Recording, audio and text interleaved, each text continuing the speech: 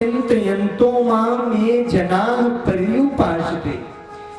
जो मेरा भक्त जितना चिंतन मेरा करता है उतना ही चिंतन मैं भी उसका करता हूं। अगर आप याद करते हैं परमात्मा को तो ये पक्की बात है कि वो भी आपको उतना ही याद करेंगे। अगर आप उनसे दूरी बनाते हैं तो ये भी पक्की बात है कि वो भी आपसे दूरी बना के रखे। अगर आप उनके लिए आंसू बहाएंगे तो मेरे करुणामय गोविंद तुम्हारे लिए आंसू बहा देंगे। और वो दिन जीवन का सबसे सफल दिन हो जाता है जब किसी के लिए करुणा में व्याकुल हो जाए, मेरे गोविंद व्याकुल हो जाए।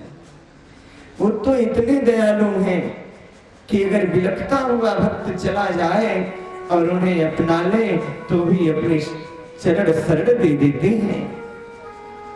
आज संत ने आत्मदेव को बहुत समझाया, तुम क्यों मोह में पड़ रहे हो? संतान का मोह तुम क्यों करते हो? क्या तुम्हें चिंता है? क्या भगवान को बेटा मानोगे तो भगवान बेटा नहीं बन जाएंगे? दुनिया में कोई बेटा नहीं बनना चाहता है, चाहता है क्या? सब बाप बनना चाहते हैं, बेटा कोई नहीं बनना चाहता। परंतु मेरे भगवान इतने दयालु हैं, वो बेटा भी बनने को तैयार हैं। चाहूं तुम्हें समान सुत प्रभु सन कौन दुराव, ये बेटा भी बन जाते हैं। अगर जीवन में पुत्र ना हो तो आप अपने आप को अनाथ मत समझिएगा, क्योंकि जिसका कोई नहीं होता वो भी अनाथ नहीं होता। जिसका कोई नहीं होता प्यारे उसके मेरे जगन्नाथ होते हैं, मेरे जगन्नाथ होते हैं। और जिसके साथ जगन्नाथ हो तो फिर किस बात की चिंता? जब ठाकुर जी का हाथ सर पे हो तो किस बात की चिंता? इसलिए भक्तों, जीवन को समझा जाए कि जीवन है क्या।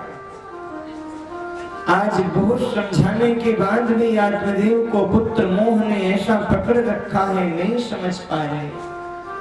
बोले मैं प्राणांत कर लूंगा, तो ब्राह्मण अपने झोले में से एक फल निकाल के दिए, ले जाओ ये फल अपने पत्नी को खिला देना और 1 साल तक नियम संयम का पालन करेगी तो एक सुंदर पुत्र का जन्म होगा। अब फल को ले आए, अपनी पत्नी को दे दिए और बोले वर्षावधि स्त्रिया कार्य 3 पुत्रो अति निर्मला। 1 वर्ष तक क्या करना है? बोले सत्यम शौच दया दानम एक भक्तम तो भोजनम। 1 वर्ष तक नियम का पालन करना है। अगर माँ के गर्भ में गर्भावस्था में अगर बालक है, संतान है, तो उस समय माँ को बड़ा सावधान होना चाहिए। क्यों? क्योंकि जिस तरह उस मैया का स्वभाव होगा, चरित्र होगा, बिल्कुल कार्बन कॉपी वो बच्चा होगा।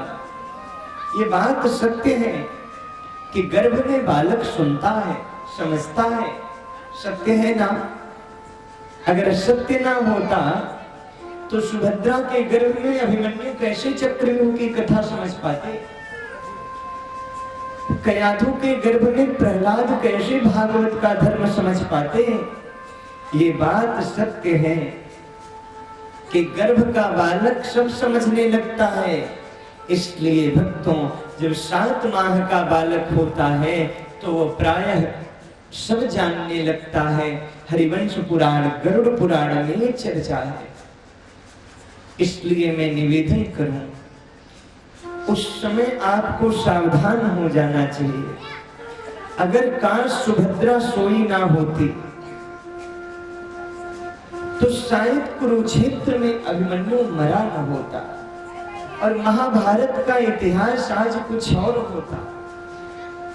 वो विषय अलग है कि अभिमन्यु की मृत्यु क्यों हुई। ये सब करने वाले मेरे करुणा में गोविंद थे। क्यों थे? क्योंकि भगवान सबको कठपुतली की तरह नचा रहे थे। वो जो चाहते हैं वो जिसको चाहे जीवित कर दें, जिसको चाहे मार दें। एक तरफ उन्होंने द्रौपदी के 5 पुत्रों को मृत्यु पे सुलवा दिया उस शैया पे, और दूसरी तरफ उत्तरा के गर्भ में वही परीक्षित को बचा लिए। आप इस चीज को कभी मत भूलिएगा, अगर शंकर जी का नाम मृत्युंजय है, जो मृत्यु को भी जीत लेते हैं, अर्थात महामृत्युंजय हैं, तो दूसरी तरफ वो ही शंकर प्रलयकारी भी है। एक तरफ वो प्रलयकारी है और दूसरी तरफ वो मृत्युंजय है, उनका दोनों स्वरूप है। भगवान को लीला करनी थी। अगर द्रौपदी के 5 पुत्र मरे तो कारण था क्योंकि दुर्योधन जैसे अधर्मी को मारना था, और दुर्योधन तभी मरता जब उसके जीवन में हर्ष शोक का भाव प्रकट होता। और ये द्रौपदी के 5 पुत्र थे, ये देव बालक थे, इनकी अवस्था उतनी ही थी। अभिमन्यु चंद्रलोक से आया हुआ है, इसका नाम वर्चा था। सुभद्रा के जीवन में कोई संतान का योग नहीं था। भगवान ने सोचा लोग कहेंगे भगवान की बहन को भी संतान नहीं, तो 16 वर्ष के लिए उधार लेके आए थे, और ये काल की गति है, 16 वर्ष के बाद जाना पड़ा। नियम तो ये है भक्तों कि चाहे वो राम हो चाहे कृष्ण हो, वो भी मानव बन करके आए तो मृत्यु को उन्हें भी अपनाना पड़ा। मृत्यु तो राम की भी हुई, मृत्यु तो कृष्ण की भी हुई, हमारे शास्त्र भरे पड़े हैं। तो मृत्यु अभिमन्यु की भी हुई, परंतु प्यारे अगर काश सुभद्रा सोई ना होती तो शायद इतिहास में कुछ परिवर्तन हो जाता। और आज की सुभद्रा भी सो रही है, इसलिए उसके अभिमन्यु का भी जीवन संकट में है, उसके अभिमन्यु का भी चरित्र संकट में है। अगर माताओं अपने बच्चे के चरित्र को बचाना चाहती हो तो हे सुभद्राओं, तुम्हें जागना होगा, तुम्हें सोना नहीं होगा, क्योंकि आज इस युद्ध में तुम्हारे बच्चे के चरित्र रूपी इमारत के गिरने की शंका है। इसलिए जागिए और अपने बच्चे को संभालिए। गर्भावस्था में नारियों को सावधान होने की जरूरत है। आत्मदेव ने फल दिया, धुंधली सावधान हो जा, इस फल को खा ले, तुझे बेटा हो जाएगा। अब धुंधली कौन है? बोले तर्क बुद्धि। तर्क करना ठीक है, आप किसी विषय पे तर्क कर सकते हैं, पूरा अधिकार है, परंतु कुतर्क नहीं करना चाहिए। परंतु धुंधली तर्क नहीं करती, कुतर्क करती। फल खाने से कहीं बेटा होता है? उसी समय उसकी बहन आ गई। बहन बोली अरे तू इन सब के चक्कर में ना पड़, खाते पीते डोलत हैं ये योगी अवधूत। अरे बहन क्या इन फलन से होवत देखे पूत, कहीं फल खाने से बेटा होगा क्या? फल खाने से पुत्र नहीं हो सकता। अगर तुझे बेटा चाहिए तो चिंता मत कर, मेरे वहां 9 पुत्र हैं, 10वां होने वाला है, मैं अपना बेटा तुझे दे दूंगी, तो मेरे पति को पैसा दे देना, उनका मुंह बंद हो जाएगा। और रही बात इस फल की, तो तेरे घर जो गैया है वो भी तो बांझ है ना, उसी गैया को खिला देना। अच्छाई व्यक्ति को जल्दी समझ में नहीं आती, परंतु बुराई जल्दी आ जाती है। कपड़े को साफ करने के लिए मेहनत करना पड़ता है, गंदा करने के लिए भी कोई मेहनत होती है क्या? अपने आप हो जाता है। अच्छी बातें जल्दी भेजे में घुस नहीं जा पाती, परंतु अगर कोई बेकार की बातें हों तो व्यक्ति उसे जल्दी से समझ लेता है। आज धुंधली को अच्छी बातें तो नहीं समझ पा रही है, परंतु बहन के द्वारा उटपटांग बात तुरंत समझ गई और फल को ले जाके गाय को खिला दी।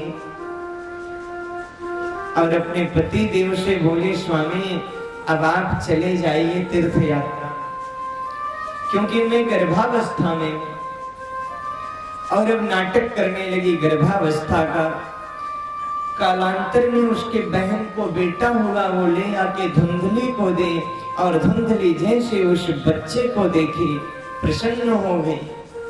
वो बच्चा रो रहा था।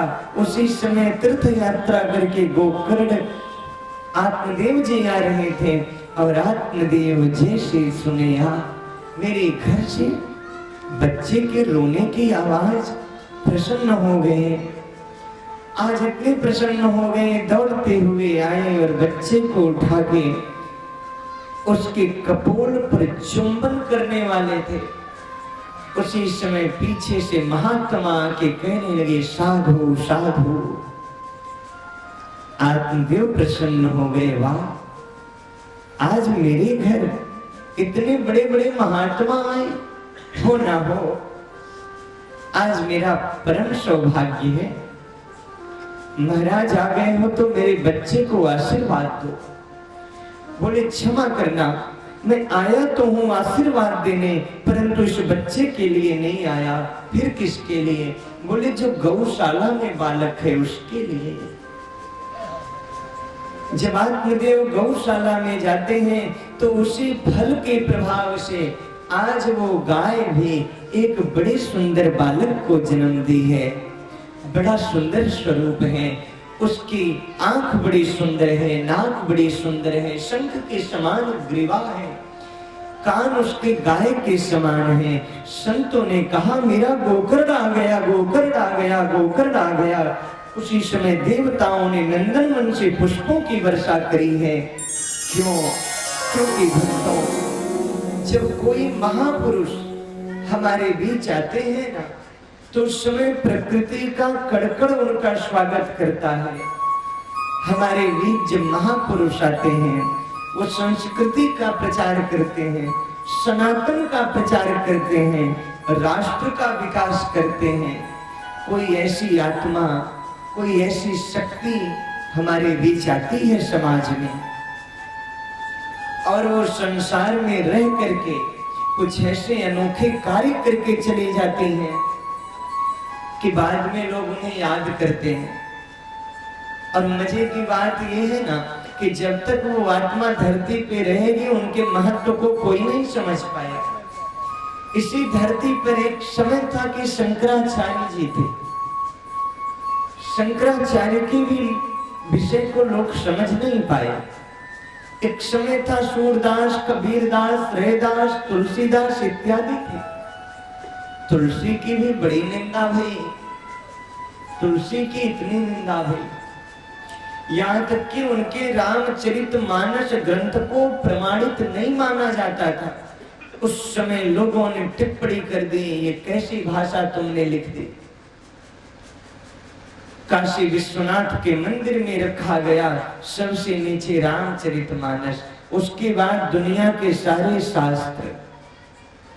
परंतु उस समय क्या हुआ, प्रातः काल जब मंदिर का पट खुला तो रामचरितमानस का ग्रंथ सबसे ऊपर आ गया और स्वयं काशी विश्वनाथ ने मोहर लगा दी, सत्यम शिवम सुंदरम, उसे प्रमाणित कर दिए। तो ऐसी आत्मा जब तक रहते हैं लोग समझ नहीं पाते, परंतु जाने के बाद लोग याद करते हैं। ये जरूरी नहीं है कि भगवान मुरली बजाते आएंगे, मंद मंद मुस्कुराते आएंगे, न जाने के ही रूप में नारायण मिल जाए। वो मिलते जरूर हैं, मनुष्य के अंदर ही तो परमात्मा है। श्रोताओं, जिसका जैसा मित्र होता है उसका वैसा चरित्र होता है। शुद्धता होती है विचारों से, आदमी कब पवित्र होता है। फूलों में कीड़े पाए जाते हैं, पत्थरों में हीरे पाए जाते हैं। बुराई छोड़कर अच्छाई तो देखिए, नर के अंदर प्यारे नारायण पाए जाते हैं, नारायण पाए जाते हैं। वो मेरे सरकार तो नर के अंदर ही है।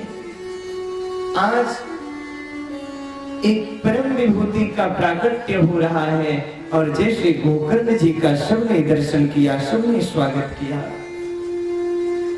जो वहां पे संत आए थे उनके मन में विचार आया, अगर ये बालक धुंधली के संगति में रहेगा तो बालक पे गलत प्रभाव पड़ेगा, क्योंकि जीवन में संगति का बड़ा असर पड़ता है। आप किसके साथ उठते हो, बैठते हो, रहते हो, ये आपके जीवन पे गहरा प्रभाव डालता है। जैसा करो संग वैसा चढ़े रंग। अगर संत महापुरुष का संग करोगे उनका रंग चढ़ेगा, शराबी कबाबी का संग करोगे उनका रंग चढ़ेगा। संगत से रंगत होती है। ब्राह्मणों ने, संतों ने सोचा कि इस बालक का संग धुंधली का नहीं होना चाहिए, इसके विषय में सोचना पड़ेगा। क्योंकि एक छोटी सी चींटी जब एक फूल पर चढ़ती है तो वो फूल भगवान को चढ़ाया जाता है और उसी जगह भगवान के लिए नैवेद्य रखा जाता है। फूल के संगति में आके वो चींटी जाकर के भगवान के ऊपर चढ़े प्रसाद का भी रसास्वादन करती है। पर वही चींटी जब एक लकड़ी पर चढ़ जाती है तो लकड़ी जल जाती है और अपने साथ चींटी को भी जला देती है। इसलिए संगत कर अच्छे लोगों की, दवा मिल जाए सब रोगों की। संगत हमेशा अच्छे लोगों की करिए। भक्तजनों, आज इधर संत सोचने लगे धुंधली के साथ से इसे हटाया जाए, नहीं तो गोकर्ण के अंदर भी परिवर्तन आ जाएगा। आत्मदेव से बोले, आपके पास तो एक बालक है ही है, इसे मुझे दे दो। ये बालक आपका बड़ा नाम करेगा, बहुत यश करेगा। आत्मदेव के मन में श्रद्धा हुई, बोले ले जाओ महाराज, हमारे बालक को सुंदर शिक्षा देना। क्योंकि बचपन जो होता है वो बालक की नींव होती है। अगर नींव मजबूत है तो बिल्डिंग बड़ी अच्छी बन जाएगी, और नींव कमजोर है तो कैसे बिल्डिंग बनाओ, गिर जाएगी। गोकर्ण चले गए संतों के साथ, और एक जो बालक था धुंधली के पास, उसे धुंधली बहुत प्रेम करती। आत्मदेव मन में सोचे कि मेरा नाम है आत्मदेव, तो बेटे का नाम रख दें परमात्मदेव। नाम तो ठीक है परमात्मा देव, नाम ऐसा होना चाहिए ना कि बात कुछ भी हो पर नाम उन प्रभु का आए। नामकरण संस्कार होता है। कितने संस्कार होते हैं? पूरे 16 संस्कार। और 16 संस्कार में एक संस्कार है नामकरण संस्कार। नामकरण अपने गुरु के द्वारा, किसी संत के द्वारा, योग्य जन के द्वारा अपने बच्चे का नामकरण करवाइए। उससे क्या होगा? बच्चे के अंदर विकास होगा। परंतु आज फैशन परस्त माता पिता सिनेमा जगत के आधार पे बच्चे का नाम रख लेते हैं। आजकल माता पिता इतने एडवांस हैं कि बच्चा हुआ भी नहीं, सोच लेते हैं कि बच्चा होगा तो चिंकू रखेंगे, बच्ची होगी चिंकी रखेंगे। अब यह चिंका और चिंकू से कौन कल्याण होएगा महाराज? चिंकी चिंकू से। किसी का नाम हो तो क्षमा करना। बोलो वृंदावन बिहारी लाल की जय हो। भक्तजनों, शास्त्र कहता है कि नामकरण एक पद्धति है, परंतु आज हम इतने एडवांस हो गए। एक पति पत्नी थे, दोनों आपस में लड़ रहे थे। अच्छा, लड़ क्यों रहे थे? पति कहे मैं बच्चे को डॉक्टर बनाऊं, पत्नी बोले नहीं मैं इंजीनियर बनाऊंगी। इसी बात की बहस थी। अब लड़ते लड़ते लड़ते इतना लड़ने लगे कि मोहल्ले वाले आ गए। बोले लड़ाई किस बात की है भाई, हल्ला कर रहे हो रात के 12 बजे? तो पति कहता मैं सोचता हूँ बच्चे को डॉक्टर बनाऊं।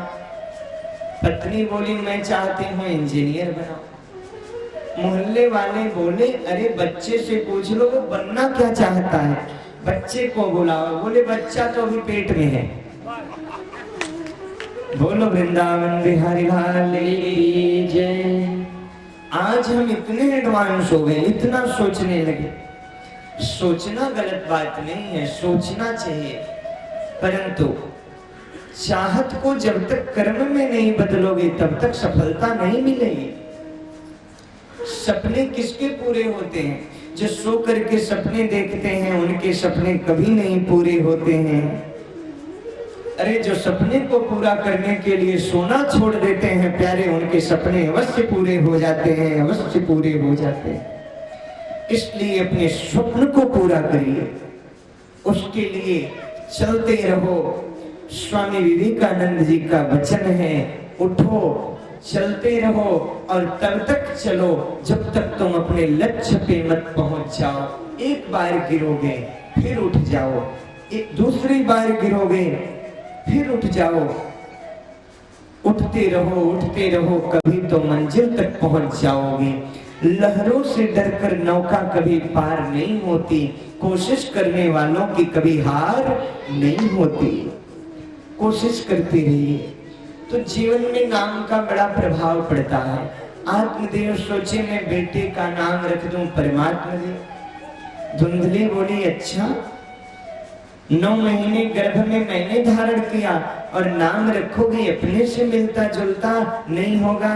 मेरा नाम धुंधली है, मेरे बेटे का नाम धुंधकारी होगा।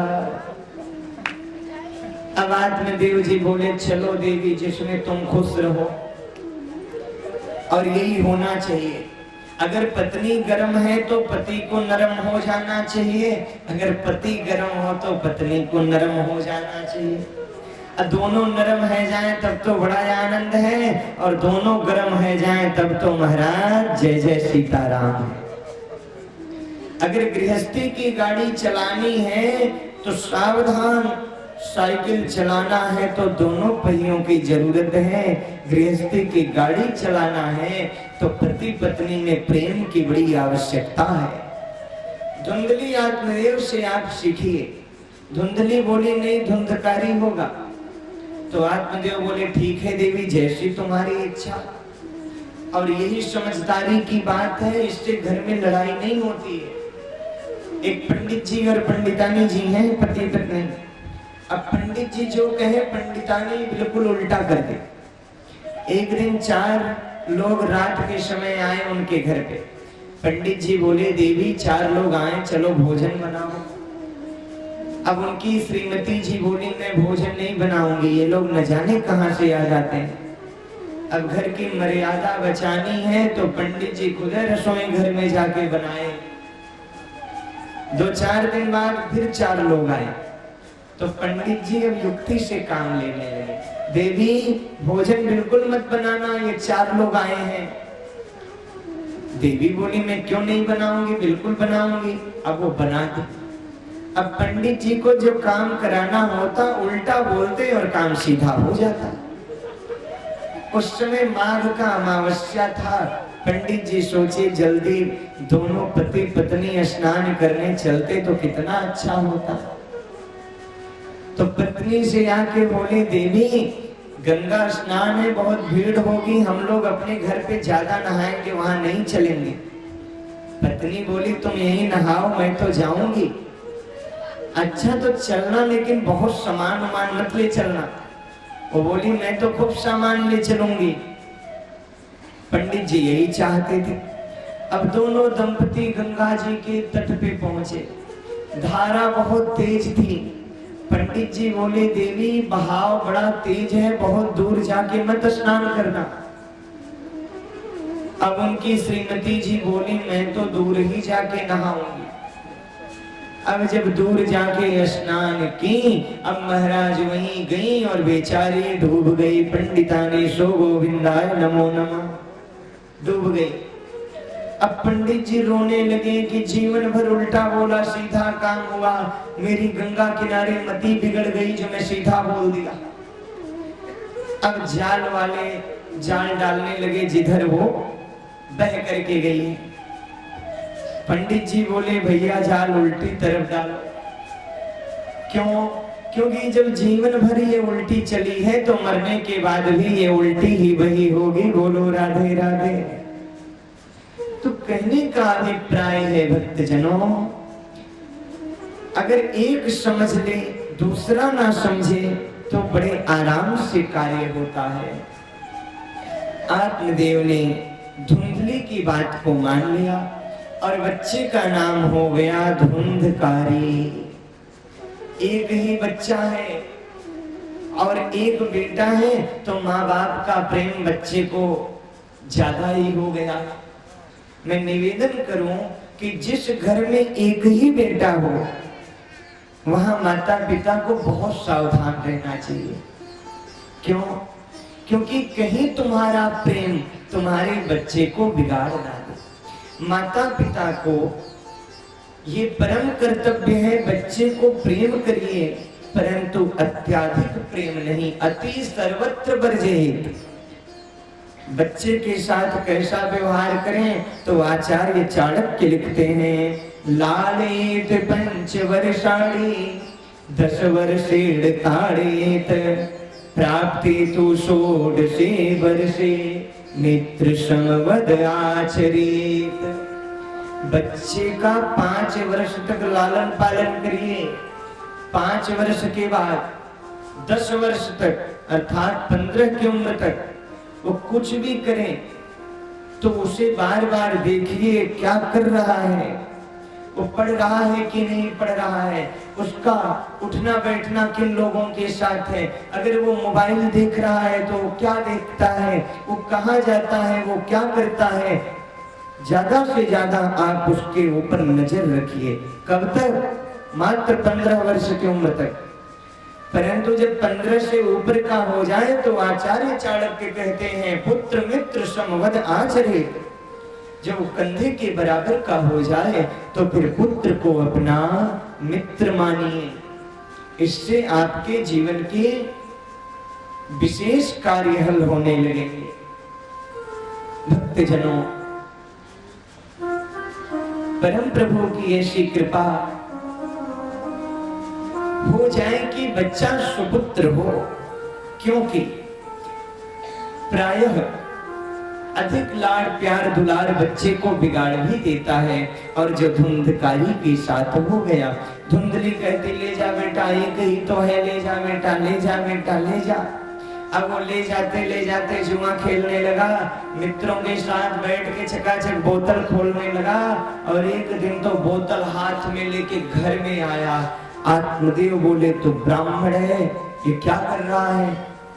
आज आत्मदेव को गाली देने लगा, तुम्हारी बुद्धि खराब हो गई है, तुम्हें नहीं पता हम वीआईपी लोग हैं इसलिए इसे ले रहे हैं। श्रोताओं,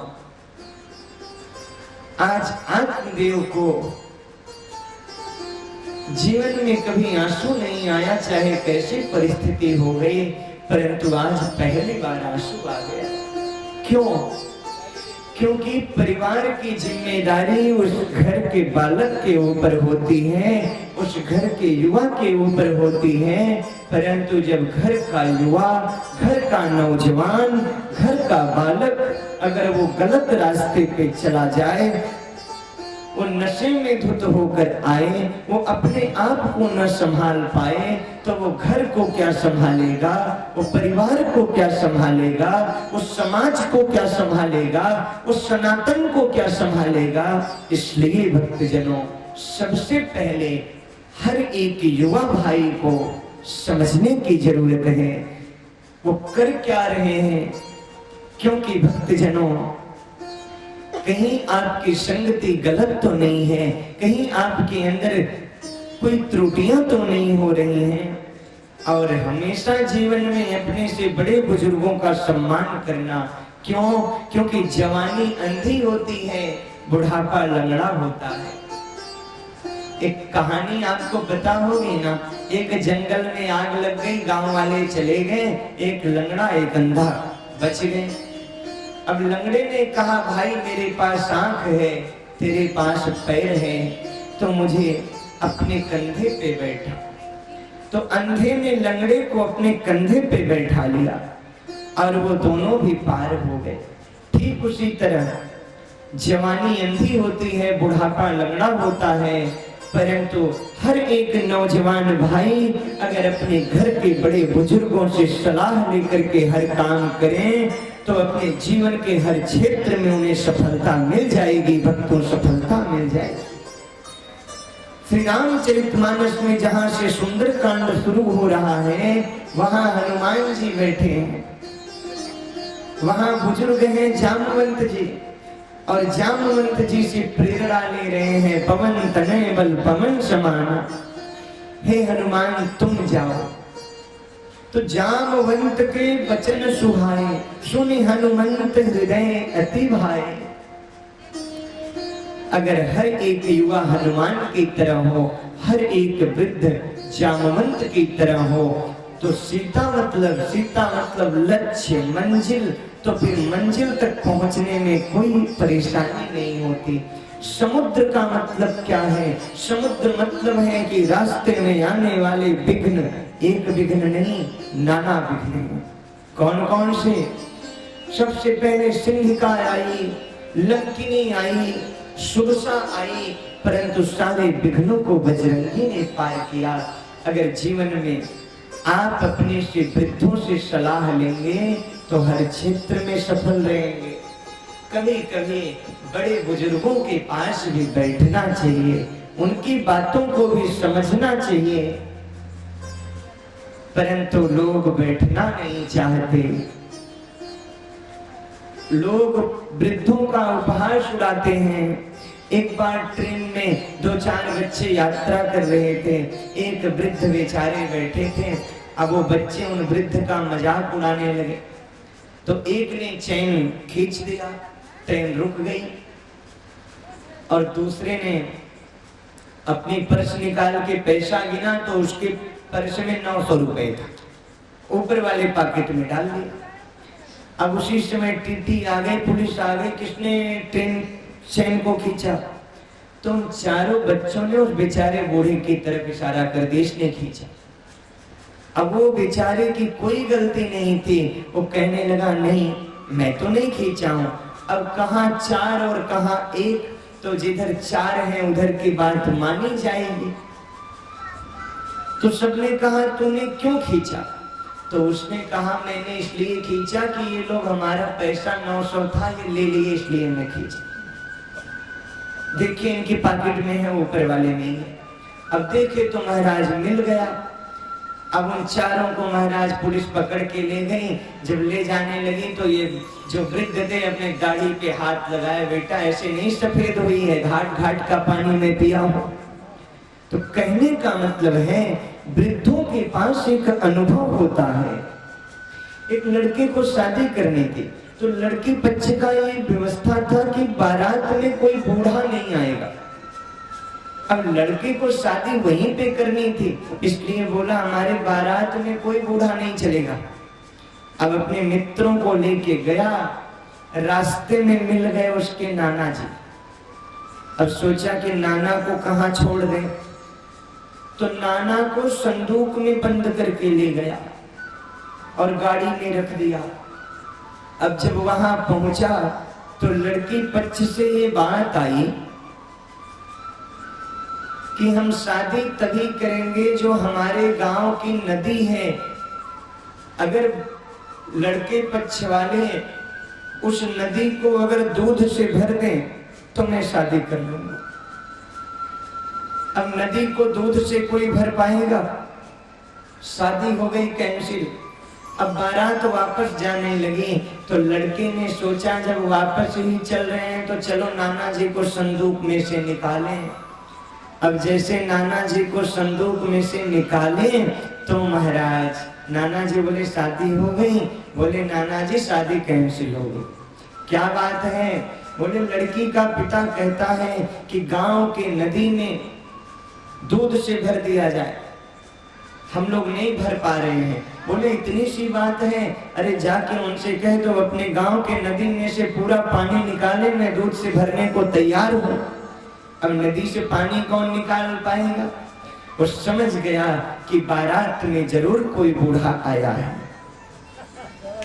तो कहने का मतलब है भक्तों कि जीवन में वृद्धों के सम्मान की बड़ी आवश्यकता है। आज धुंधकारी ने आत्मदेव का सम्मान करना भूल गया, आत्मदेव को गाली देने लगा।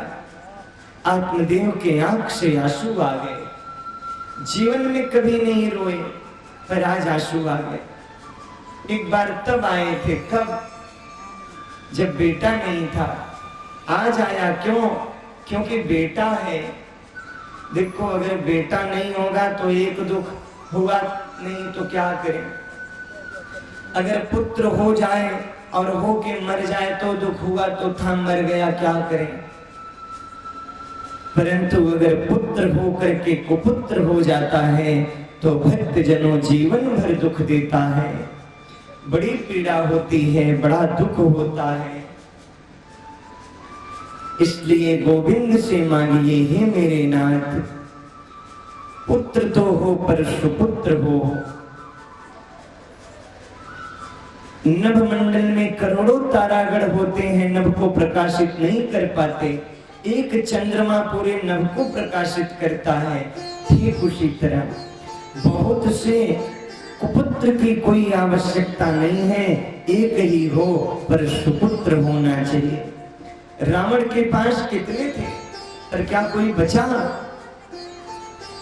1,00,000 पूत 1,15,000 नाती, 1,00,000 पूत 1,15,000 नाती, 1,00,000 पूत 1,15,000 नाती। तारा बड़ घर दिया बाती, तारा बड़े घर दिया न बाती, तारा बड़े घर दिया न बाती। 1,00,000 पुत्र हैं, 1,15,000 नाती हैं, परंतु रावण के घर कोई दिया जलाने वाला भी नहीं बचा है। इसलिए भक्तजनों, जीवन में परम आवश्यक है कि आपका सुपुत्र होना चाहिए, प्रेमी होना चाहिए, स्नेही होना चाहिए। आज आत्मदेव रोने लगे। अच्छा, आत्मदेव रो रहे थे और रोते रोते आज ऐसे वैराग्य आ गया ना कि जो घर छोड़ना नहीं चाहते, जिस पत्नी को बच्चे को छोड़ना नहीं चाहते, आज सहज छूट गया। कब छूटता है? बोले जब दुख मिलता है तो सब छूट जाता है, जब अपनों से पीड़ा होती है तो सब छूट जाता है। आज आत्मदेव का सब छूट गया और जंगल में जाके रो रहे थे और रोते हुए बोले कि जब मेरे वहां ये पुत्र हुआ तो गाय ने भी एक बालक को जन्म दिया था। उस समय संतों ने कहा था कि ये बालक आपका बड़ा नाम करेगा। कहाँ है वो बालक? आज जैसे उस बालक को याद कर रहे थे, उसी समय जंगल की तमाम झाड़ियों को हटाते हुए वहां गोकर्ण देव का प्राकट्य हो गया। गोकर्ण जी महाराज आ गए। गोकर्ण जी आके पिताजी को प्रणाम किए। पिताजी, मैं आपका वही बालक हूं जो गाय के द्वारा उत्पन्न हुआ था। पिताजी, आपके साथ छल हुआ है। आपको जो संत ने प्रसाद दिया था उससे धुंधकारी उत्पन्न नहीं हुआ, उससे मैं उत्पन्न हुआ था, मुझे संतों ने बताया है। पिताजी, आप किसके लिए रोते हो?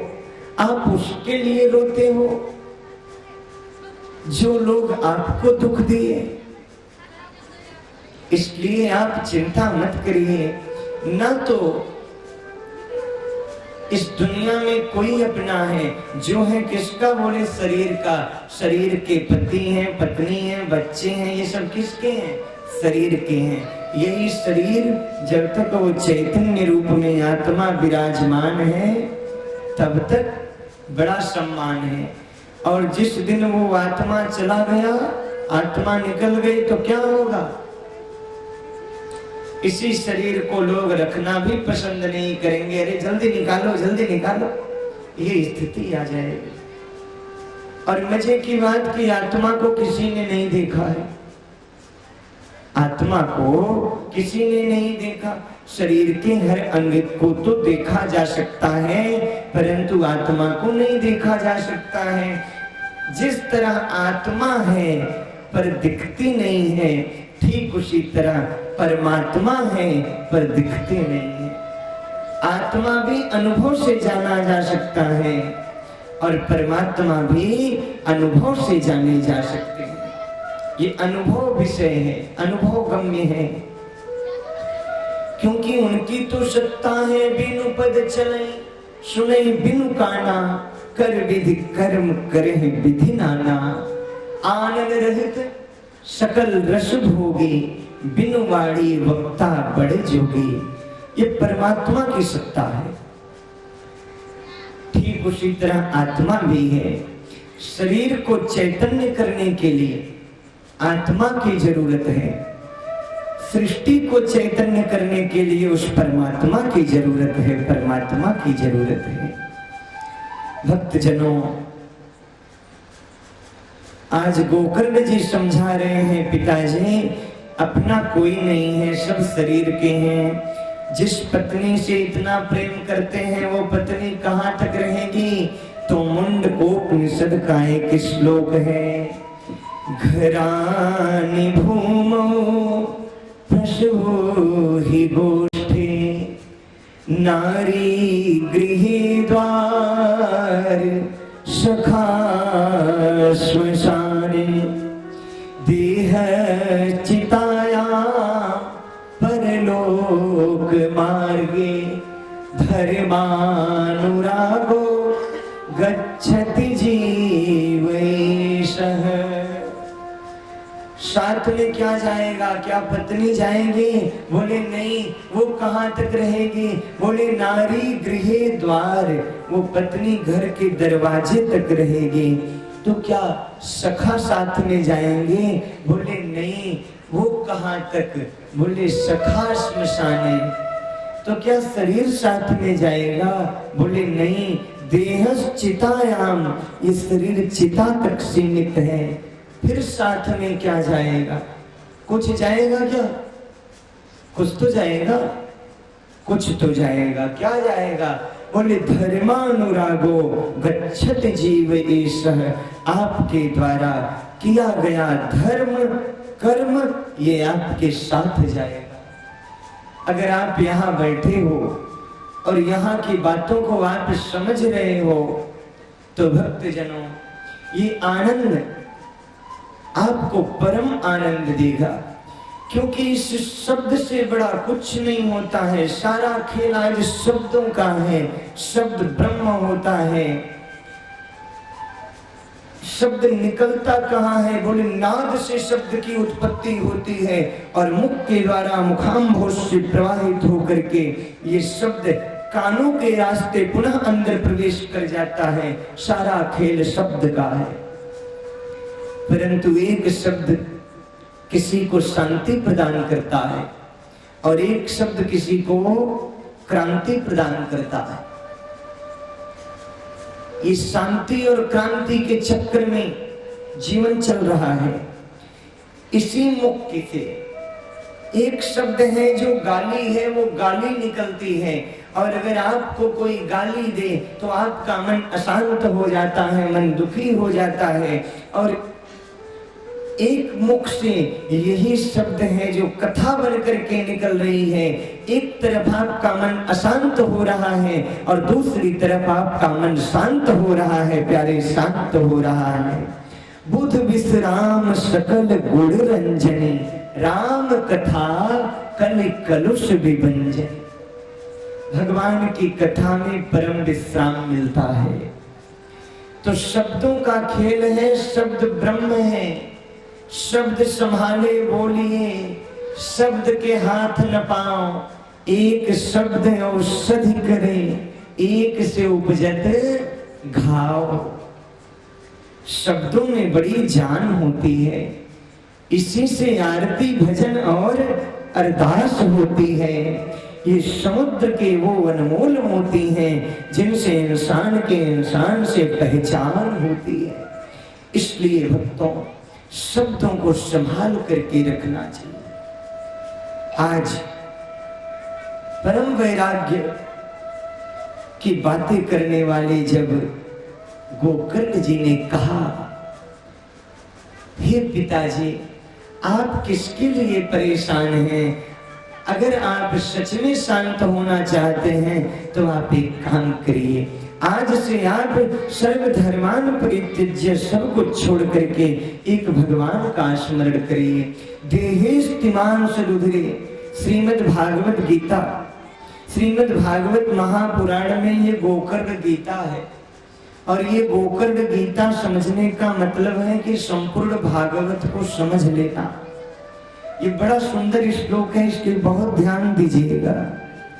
देहेस्तिमान सरुधिरे भिमति त्यजत्वम् जाया सुतादि सुषदा ममतां विमुञ्च पश्यन्निशं जगदिदं क्षणभंग निष्ठं वैराग्य राग रसिको भव भक्ति निष्ठ। जीवन में ये शरीर क्षणभंगुर है और क्षणभंगुर जीवन कब समाप्त हो जाए कोई नहीं जानता। इसलिए पिताजी आप एक काम करिए, जाया सुतादि सुसुदा ममतां विमुञ्च, सारी तरफ से मन को हटा लीजिए। फिर कहाँ लगाए? बोले धर्मं भजस्व ही कृष्ण कृपा ही केवलम, एकमात्र कृष्ण में अपने मन को लगा लीजिए। और बात आत्मदेव के समझ में आ गया। आत्मदेव ने सब कुछ छोड़ दिए और जंगल में जाकर के भागवत जी के दशम स्कंद का पारायण करते हैं। आज उनका कल्याण हो गया। इधर धुंधली रात के समय कुएं में कूदकर प्राणांत कर लेती है। अब धुंधकारी 5-5 स्त्रियों को लेकर के आया और ये ऐसी स्त्रियां थी जो धन से प्यार करती थी। अब धुंधकारी गलत काम करने लगा और बहुत सा धन ले आया। एक दिन स्त्रियां सब धन को ले ली और धुंधकारी को जमीन में जिंदा जला करके जमीन में डाल करके मिट्टी डाल के चली गई। धुंधकारी की अकाल मृत्यु हुई, जिसके कारण धुंधकारी प्रेत बना है। भक्तजनों, अब इधर गोकर्ण जी महाराज को जब पता चला तो गोकर्ण जी ने धुंधकारी का पिंडदान गया में कर दिया। गया में पिंडदान होता है। गया में पिंडदान करने से पितरों को मुक्ति मिलती है, ये बात नितांत सत्य है। वहां राम जी भी पिंडदान किए थे दशरथ जी का। जिस समय राम जी पिंडदान करने वाले थे तो राम जी सामग्री लेने चले गए। मुहूर्त कम था, आकाशवाणी हुई, दशरथ जी का हाथ निकल गया कि मुझे पिंडदान दो। तो बालू का ही पिंड सीता जी ने दे दिया। सीता जी ने पिंडदान कर दिया। अब राम जी जब आए तो सीता जी बोली मैं तो पिंडदान कर चुकी। राम जी बोले साक्षी कौन है कि तुम पिंडदान कर दे? तो सीता जी बोली मुझे देखे हैं कौन कौन, एक तो ब्राह्मण, दूसरा गाय, तीसरा ये नदी और चौथा ये बरगद का वृक्ष। तो ब्राह्मण से कहा गया क्या सत्य है? ब्राह्मण ने झूठ बोल दिया। ब्राह्मण कहने लगा नहीं सीता जी झूठ बोल रही है। गाय बोली ये झूठ बोल रही है और नदी भी बोल दी कि ये झूठ बोल रही है। परंतु बरगद का वृक्ष ने कह दिया कि हाँ सीता जी ने पिंडदान दिया। तो इसलिए सीता जी ने 3 को श्राप दे दी। किसको किसको? ब्राह्मण को, गाय को और नदी को। नदी का नाम क्या था? फाल्गु नदी। तो नदी को श्राप दी जाओ तुम सूख जाओ। तो अभी जब फाल्गु नदी में हम गया में जाते हैं तो वहां जल नहीं होता है, वहां से मिट्टी निकाला जाता है, बालू निकाला जाता है, तब वहां जल मिलता है। और ब्राह्मण को श्राप दी जाओ तुम्हें सब्र नहीं होगा, संतोष नहीं होगा। और गाय को श्राप दी, अरे गाय कम से कम तू तो सत्य बोल दी होती, तुझे तो कहा जाता है तो साक्षात कामधेनु है, परंतु तू झूठ बोली। तो जा गाय मैं तुझे श्राप देते हूं तो पूजित तो होगी, परंतु तेरा सब अंग पूजा के योग्य होगा, परंतु तेरा मुख अपवित्र होगा। इसलिए गाय के मुख अपवित्र होते हैं। इसलिए गाय का जब भी पूजा होता है तो पूंछ पकड़ करके संकल्प लिया जाता है। यहां तक कि महाराज विष्णु पुराण में वर्णन आता है कि अगर गाय जिस बर्तन में मुख डाल दे तो कहा जाता है फिर उस बर्तन को 24 घड़ी तक बाहर रख करके फिर हम उसे अंदर प्रवेश करा सकते हैं, वो अपवित्र हो जाता है। ये गाय के विषय में है। सीता जी का श्राप था, परंतु बरगद को आशीर्वाद मिला, हे बड़ के वृक्ष जाओ, तुम्हें मैं आशीर्वाद देते हूं, तुम पूजित हो जाओ। तभी देखें तो एक व्रत आता है, बट सावित्री व्रत, जिस व्रत में उस बट वृक्ष की पूजा होती है। क्यों होती है? क्योंकि सीता जी का आशीर्वाद है। तो गोकर्ण ने धुंधकारी का पिंडदान गया में किए पर मुक्ति नहीं मिली, क्योंकि धुंधकारी ऐसा गलत कार्य किया कि उसका गया में भी मुक्ति नहीं मिली। अब गोकर्ण जी बड़े परेशान, अब धुंधकारी की मुक्ति कैसे हो? गोकर्ण जी सब विद्वानों से परामर्श लिए तो स्वप्न में उन्हें सूर्य देव का दर्शन हुआ। बोले गया में भी जो मुक्त ना हो पाए पिंडदान करने से, फिर उसकी मुक्ति कैसे होगी? श्रीमद् भागवतान मुक्ति ही सप्ताह वाचनम कुरु। जो गया के पिंडदान से मुक्त ना हो पाए उसकी मुक्ति हो सकती है किससे? बोले श्रीमद् भागवत के कथा के आयोजन कराने से। अब गोकर्ण जी धुंधकारी के निमित्त भागवत कथा का आयोजन कराए। अब धुंधकारी था वायु रूप में, अब धुंधकारी कहाँ आए? तो व्यास मंच के बगल में 7 गांठ का बांस रखा था। अब धुंधकारी आके उसी बांस में प्रवेश कर गया। पहले दिन की कथा भई, पहली गांठ फट गई, दूसरे दिन दूसरी, तीसरे दिन तीसरी और 7वें दिन 7 गांठ फट गई। इसलिए जब भागवत कथा होती है तो 7 गांठ बांस की पूजा होती है। किस लिए होती है? क्योंकि ऐसी आत्मा जो एक जगह नहीं रुक सकती हैं, वो उस बांस में आकर के प्रवेश करेंगे। इसलिए आज भी जब भागवत जी की स्थापना होती है तो 7 गांठ की पूजा होती है। अब जैसे 7 गांठ फटती है उसमें से दिव्य रूप धारण करके, दिव्य रूप धरो जातस तुलसी दाम मंडितः, दिव्य रूप धारण करके उसमें से धुंधकारी प्रकट हो गया।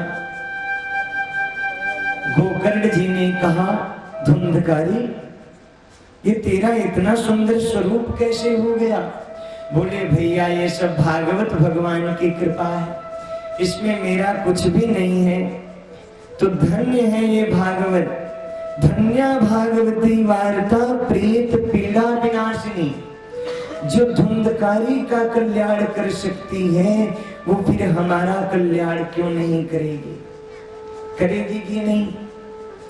जब इस भागवत की कथा से जड़ योनि बांस की गांठें खुल सकती हैं तो क्या हमारे चित्त की ग्रंथियां नहीं खुल सकती? वो 7 गांठ क्या है? बोले छल कपट ईर्ष्या द्वेष मत्सरता, यही 7 गांठ है। और जिस दिन ये 7 गांठें खुल गई, ना काहू से ईर्ष्या है, ना किसी से छल है, ना कपट है, न द्वंद है, न द्वेष है, न मत्सर है, तो समझ लीजिएगा आपके अंदर की ग्रंथियां भी खुल गई। और जिस तरह भागवत ने धुंधकारी को निर्मल बना दिया, उसी तरह भागवत हमें भी निर्मल बना देगी, प्यारे हमें भी निर्मल बना देगी। बोल भागवत महापुराण की जय हो। धन्य भागवत गाथा सुखद, धन्य है ये भागवत की गाथा जो धुंधकारी जैसे प्रेत का भी कल्याण करती है। आइए बड़े भाव से हम भागवत जी की प्रार्थना करें। धन्य भागवत गाथा सुखदी जो प्रीति पीड़ा नाशिनी। धन्य भागवत गाथा सुखदी जो प्रीति पीड़ा नाशिनी। धन्य भागवत गाथा सुखदी जो प्रीति पीड़ा नाशिनी। संकल्प दे कंपावती, संकल्प दे कंपावती, शुभ चेतना विस्तारिणी।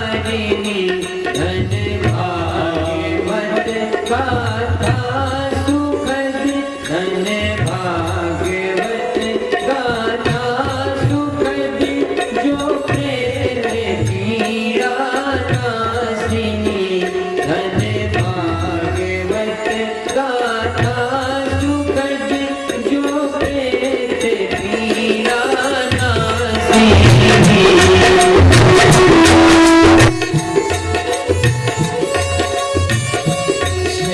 भागवत गाथा सुखद जो प्रेत पीड़ा नाशिनी। धन भागवत गाथा सुखद जो प्रेत पीड़ा नाशिनी। धन भागवत गाथा सुखद जो प्रेत पीड़ा नाशिनी। अंतर बहिरे संसारी महा, अंतर बहिरे संसारी महा, सुख चेतना विस्तारिणी। स्वामी हसे भव सिंधु से, स्वामी हसे भव सिंधु से, सुख चेतना विस्तारिणी। धन भागवत गाथा सुखद जो प्रेत पीड़ा नाशिनी। धन भागवत गाथा सुखद जो प्रेत पीड़ा नाशिनी। बोलो भागवत महापुराण की जय हो। धन्य है ये भागवत जो धुंधकारी जैसे प्रीत का कल्याण करती। ऐसी भागवत की कथा जो धुंधकारी का कल्याण करती है वो अवश्य हमारा कल्याण करेगी।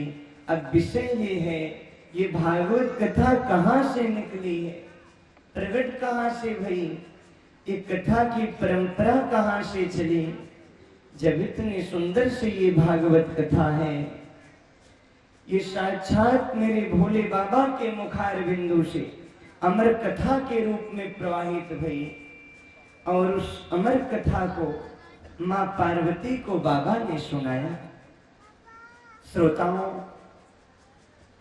बाबा के द्वारा अमर कथा मां को प्राप्त हुआ, इस शाखा प्रशाखा से आई और वो अमर कथा सबसे पहले भगवान श्रीमन नारायण को प्राप्त हुआ।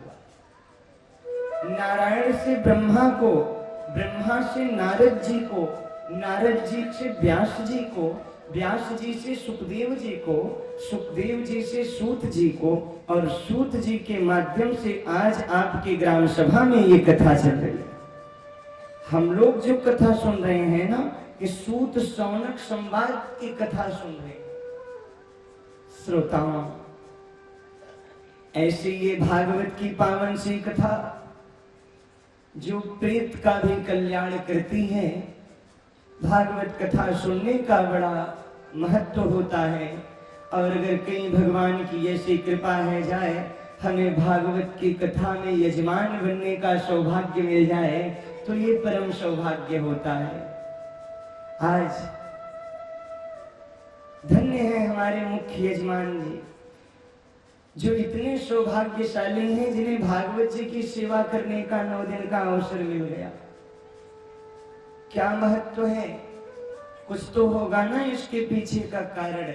हाँ, क्या है सुनिए। एक बार देवर्षि नारद जी स्वर्गलोक में गए। वहां देखे कि सब लोग अपने अपने कर्मों का फल भोग रहे हैं, आनंद ले रहे हैं। एक व्यक्ति बहुत रो रहा था। नारद जी बोले, इतना सुख पाने के बाद तू रोता क्यों है? बोले, हमारे कुल में एक ऐसा दुष्ट बालक जन्म ले लिया है जो गलत काम कर रहा है। अब मुझे स्वर्ग से नीचे जाना पड़ेगा। छेड़े पुण्य मर्त्य लोके विशंति।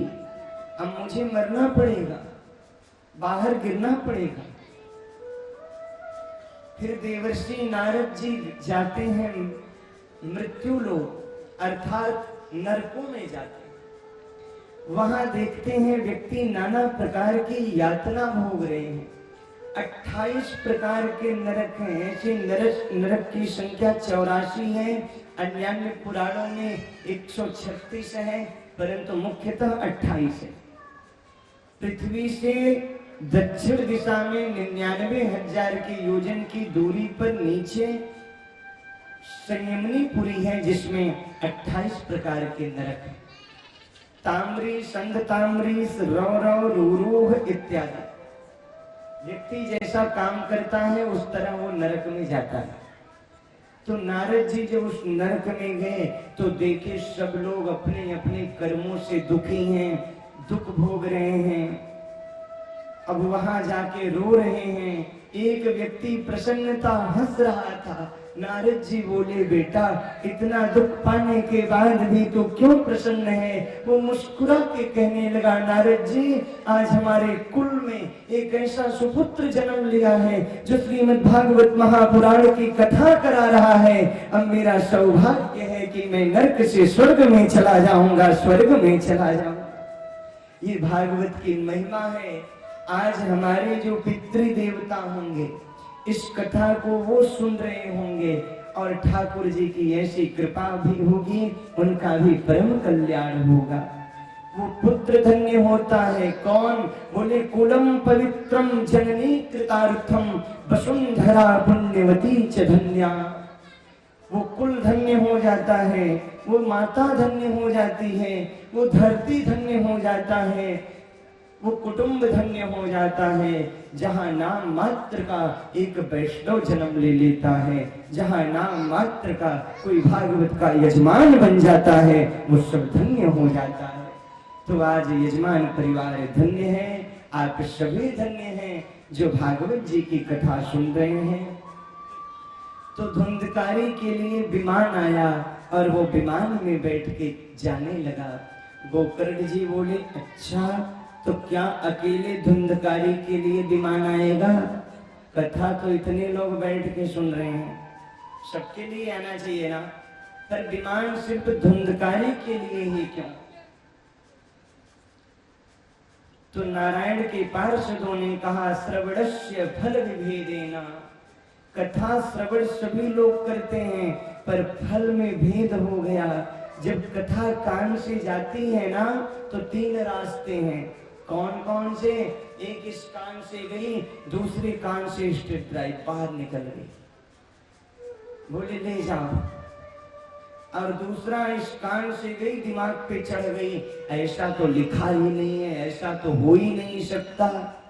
और तीसरा मार्ग, कथा कान से गई, स्वभाव में उतर गई, विचार में उतर गई, व्यवहार में उतर गई। अब आप डिसाइड करिए आप किस श्रेणी के श्रोता हैं। कौन ऐसा है जिसे याद है जो कल सुना है? कथा सुनिए, अपने घर पे जाइए, तो जो यहाँ सदस्य नहीं आए हैं उन्हें बताइए जो आप कथा में सुन के गए हैं। तो जैसे धुंधकारी के लिए विमान आया, ऐसे आपके लिए भी आएगा। गोकर्ण जी पुनः कथा करते हैं। अब तो जितने श्रोता उतने भैया विमान आ गए। भागवत जी में लिखा है कुत्ते और चांडाल सब विमानों में बैठ के भगवान की धाम में चले गए। ये है भागवत की महिमा। अब फिर एक बात आती है, महाराज भागवत जी कैसे सुने, क्या खाएं क्या पिए, ऊपर सोए कि नीचे सोए, कैसे सुने? तो नियम क्या है? तो सबसे पहले भागवत के वक्ता के लिए नियम है। भागवत का वक्ता कैसा होना चाहिए? बोले विरक्तो वैष्णवो विप्रो वेद शास्त्र विशुद्धिकृता दृष्टांत कुशलो धीरो वक्ता कार्योति निष्प्रियः।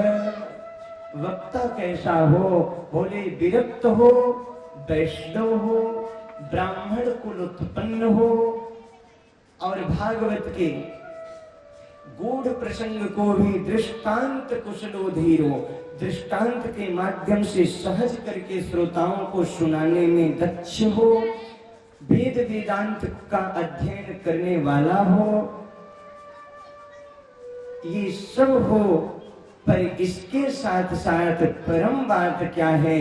बोले राधा माधव का भक्त हो, कृष्णार्थी बनकर के वक्ता को गोविंद की कथा करनी चाहिए। ये वक्ता के नियम है। तो कुछ श्रोता के भी नियम है। क्या? बोले कथा में ससमय आना और पूरी कथा बड़े ध्यान से सुनना। बहुत जरूरी हो तब बीच में कुछ बोल लिया जाए, नहीं तो बिल्कुल शांत ही रहा जाए। क्यों? क्योंकि जब हम फोन से बात करते हैं तो नेटवर्क समस्या हुई तो फोन कट जाता है। अब आप यहाँ बैठे हैं तो आपका नेटवर्क लड्डू गोपाल से जुड़ा है। इधर उधर की बात करोगे नेटवर्क कट जाएगा तो हमारी कोई जिम्मेवारी नहीं। तो सावधान होके बैठना चाहिए। और भागवत जी में जो उत्सव आए उन्हें बड़े धूमधाम से मनाना चाहिए। कभी जन्म उत्सव, विवाह उत्सव, विश्राम उत्सव, पूर्णाहुति महोत्सव, इन सारे उत्सवों को बड़े धूमधाम से मनाना चाहिए। क्या खाएं क्या पिए? बोले व्रत करके कथा सुनो। बोले नहीं महाराज व्रत तो नहीं हो पाएगा, तो एक टाइम भोजन एक टाइम व्रत कर लो। अगर ये भी ना हो पाए तो एक काम करना, दिन में 4 बार खाना, क्योंकि भोजन और कथा से कोई दूर दूर तक लेना नहीं है। आप 4 बार भोजन करिए। भोजनम तो ब्रह्मण्य कथा श्रवण कार्यक्रम, आपका मन कथा में लगना चाहिए। ये सबसे बड़ी बात है। तो इन सारे नियमों को बताते हुए महात्मा की पावन से कथा चल रही थी। सनत कुमार ने धुंधकारी चरित्र नारद को सुनाया और जैसे सनत कुमारों ने धुंधकारी जी का चरित्र आज नारद को सुनाया, नारद जी निहाल हो गए और वहीं तुरंत भागवत की जय जयकार हुई। बोल भागवत महापुराण की जय। उस जय जयकार में इतनी दिव्यता थी, शंख चक्र गदा पद्म लेकर के श्रीमन नारायण प्रकट हो गए और उनके सारे पार्षद प्रकट हो गए। प्रहलाद स्थालधारी तरल गति तया चोद्वह कांशधारी, जैसे भगवान प्रकट भये बड़े बड़े महात्मा प्रकट हो गए। कौन कौन से?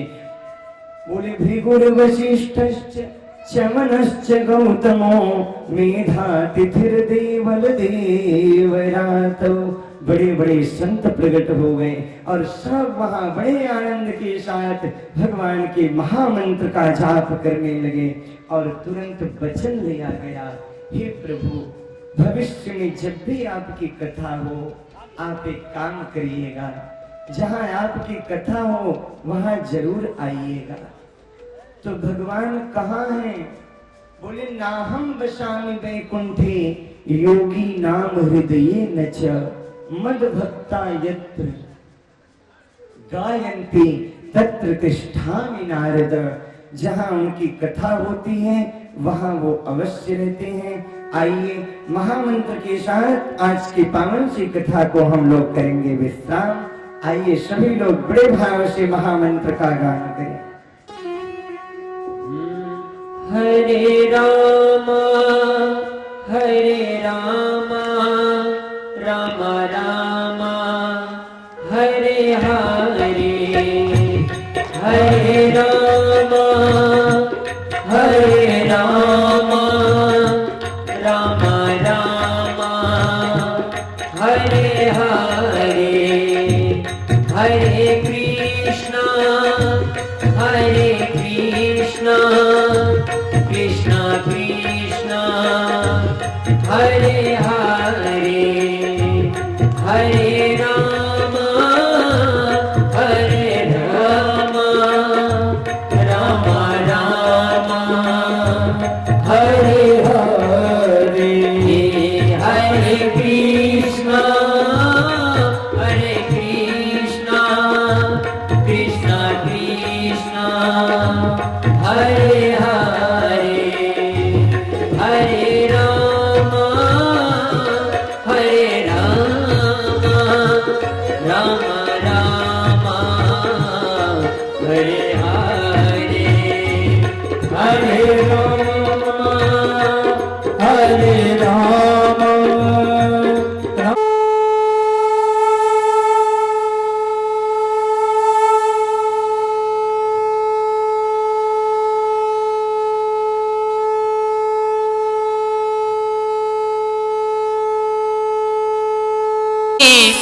तन मन वारू रे सखी उतारू रे सखी तन मन वारू है सखी प्रिय कांत जू की आरती उतारू रे सखी प्रिय कांत जू की आरती उतारू रे सखी जी जू की आरती उतारू है सखी।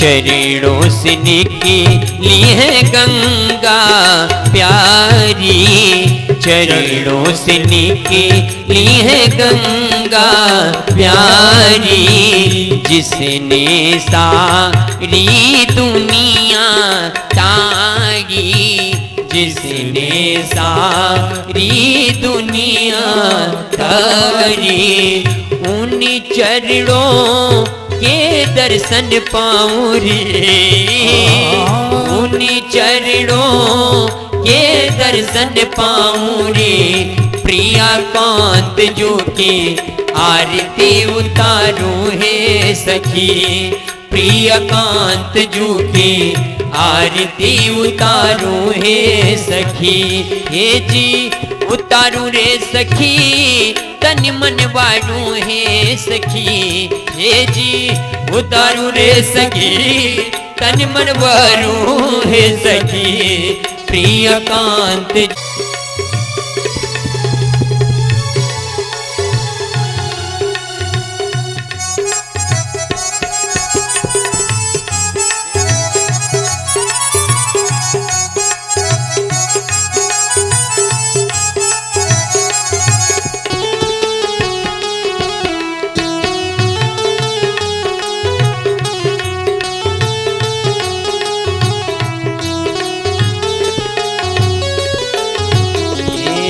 दासे अनाथी के नाथी आप हो दासे अनाथी के नाथी आप हो सुख दुख जीवन प्यारे साथी हो सुख दुख जीवन प्यारे साथी हो हरि चरणों में बल बल जाओ रे हरि चरणों मैं बल बल जाऊं रे प्रिया कांत जू के आरती उतारूं रे सखी प्रिया कांत जू के आरती उतारूं हे सखी। आरती की जय हनुमान लला की दुष्ट दलन रघुनाथ कला की आरती की जय हनुमान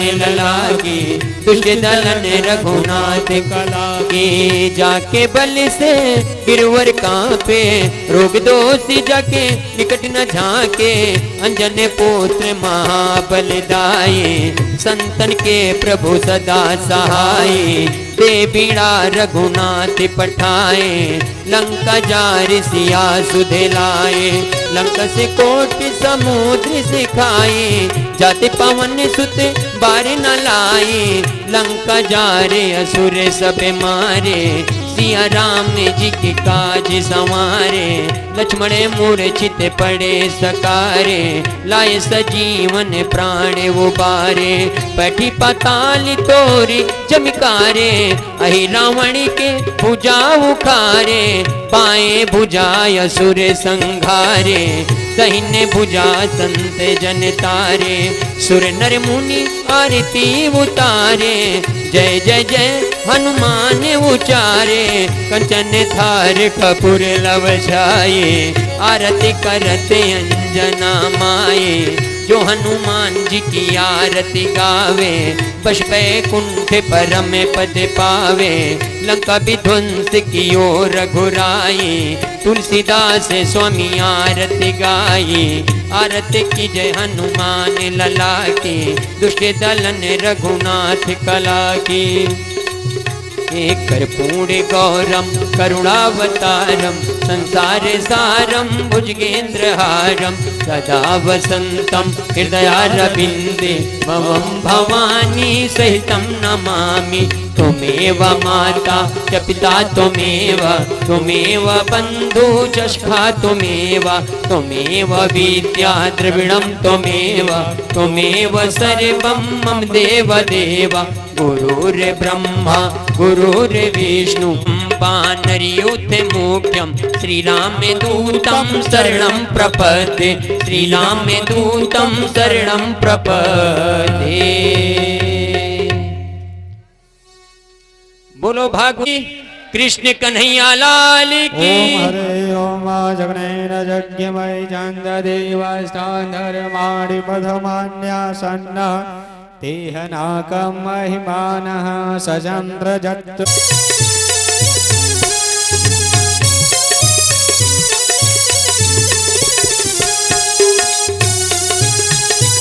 श्री राधे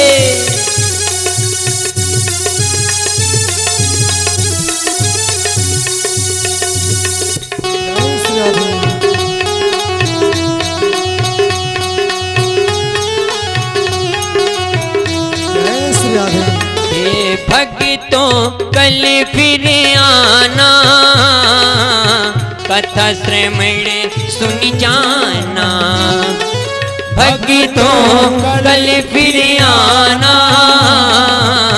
कथा श्रवण सुन जाना।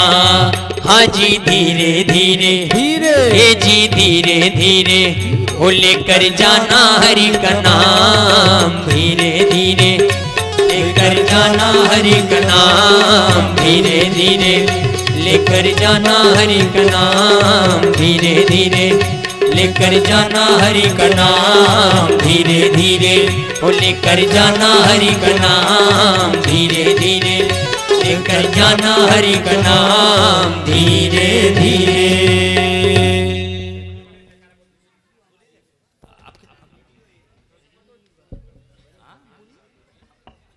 उसके उपरांत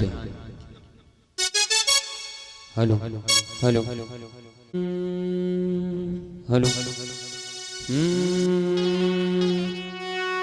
कर्पूर गौरम करुणावतारम संसार सारम भुजगेंद्रहारम सदा वसंतम हृदयारविंदे भवं भवानी सहितं नमामि। गजाननं भूतिगणादिसेवितं कपितजम्बूफलचारुभक्षणम् उमासुतं शोकविनाशकारिग्रं नमामि विघ्नेश्वर पादपङ्कजम्।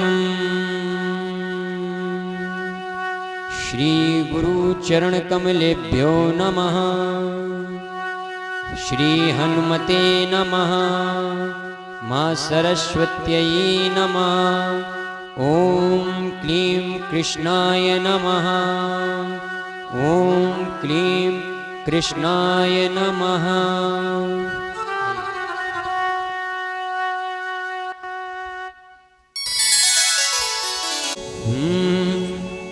राम नाम सुखदाई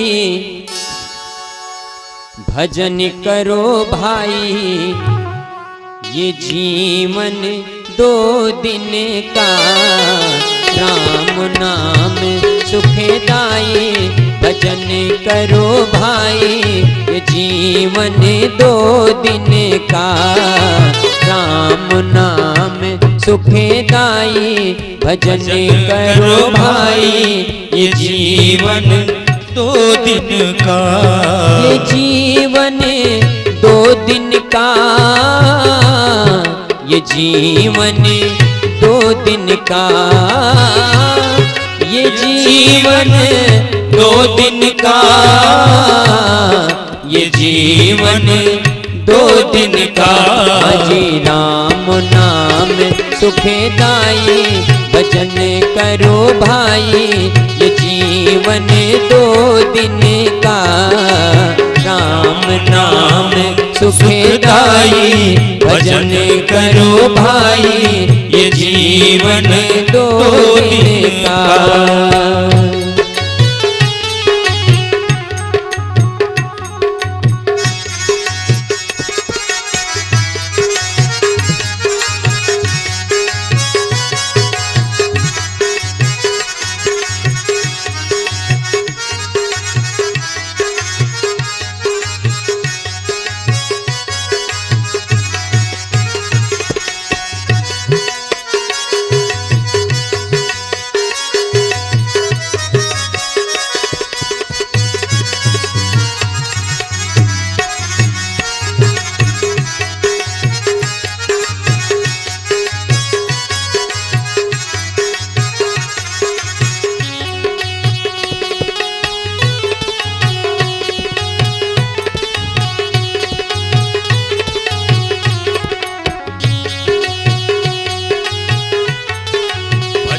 करो भाई, ये जीवन 2 दिन का।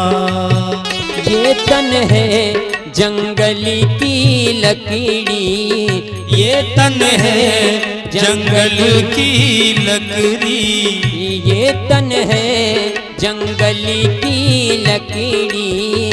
ये तन है जंगल की लकड़ी। आग लगे जले जाई, आग लगे जले जाई भजन करो भाई, ये जीवन 2 दिन का। राम नाम सुखदाई भजन करो भाई, ये जीवन 2 दिन का। हाजी राम नाम सुखदाई भजन करो भाई, ये जीवन 2 दिन का।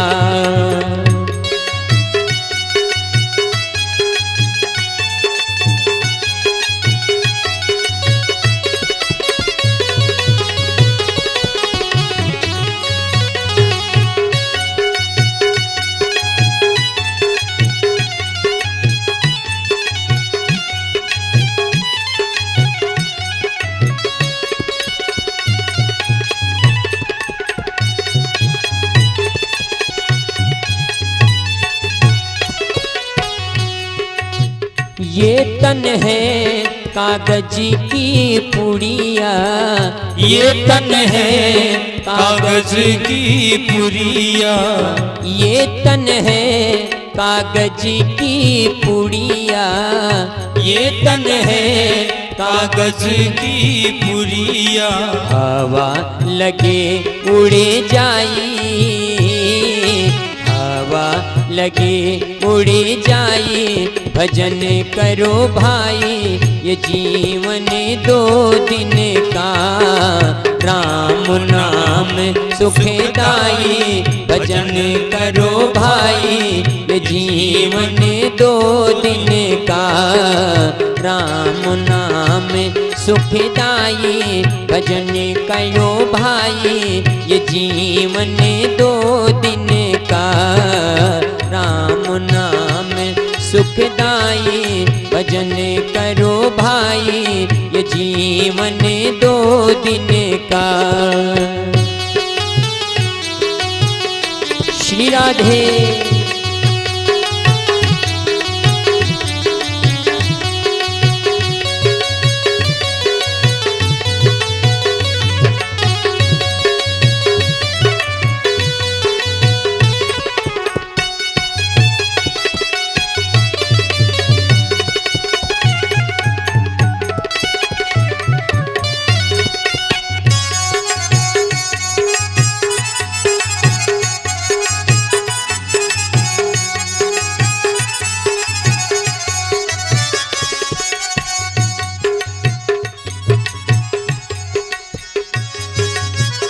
ये मन है फूलों का बगीचा, ये मन है फूलों का बगीचा, ये मन है फूलों का बगीचा, ये मन है फूलों का बगीचा।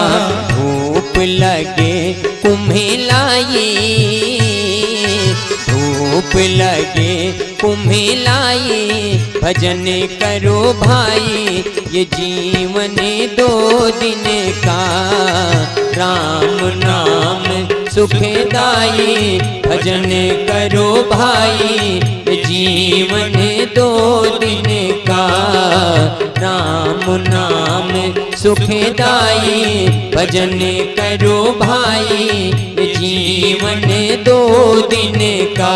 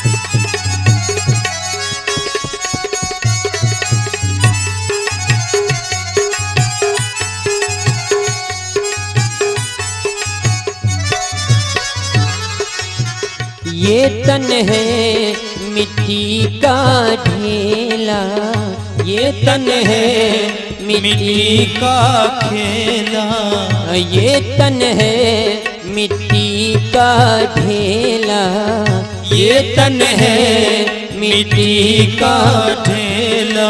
बूंद पड़े गले जाई, हाँ जी बूंद पड़े गले जाई। भजन करो भाई ये जीवन दो दिन का, राम नाम सुखदाई। भजन करो भाई ये जीवन दो दिन का, राम नाम सुखदाई। भजन करो भाई ये जीवन दो दिन का।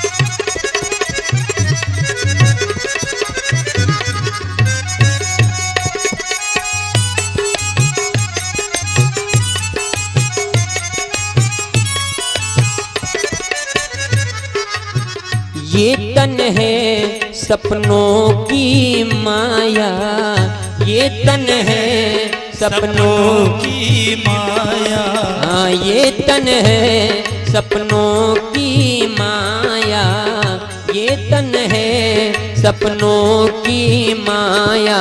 आँख खोले कछु नाही, आँख खोले कछु नाही, भजन करो भाई ये जीवन दो दिन का, राम नाम सुखदाई, भजन करो भाई ये जीवन दो दिन का, राम नाम सुखदाई, भजन करो भाई ये जीवन दो दिन का, ये जीवन दो दिन का, ये जीवन दो दिन का, ये जीवन दो दिन का, ये जीवन दो दिन का।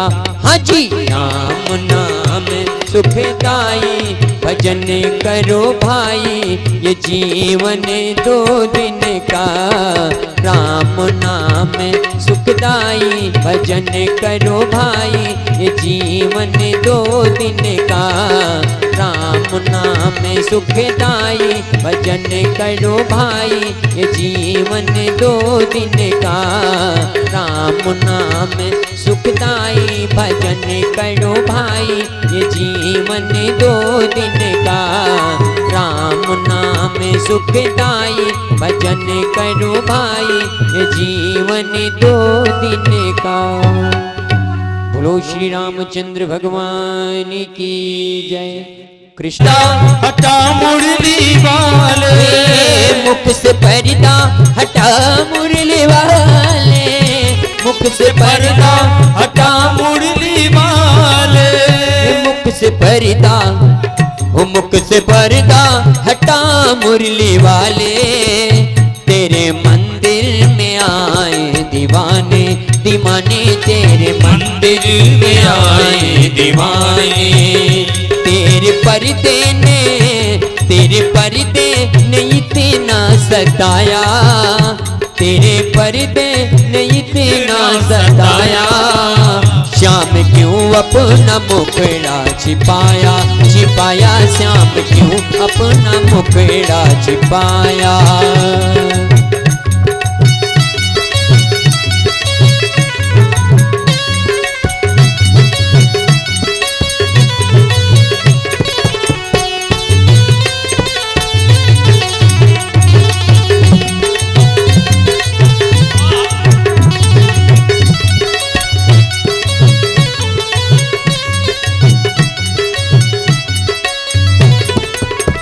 दुर्भुज आपको भक्त पुकार रहे हैं, आपको दास पुकार रहे हैं।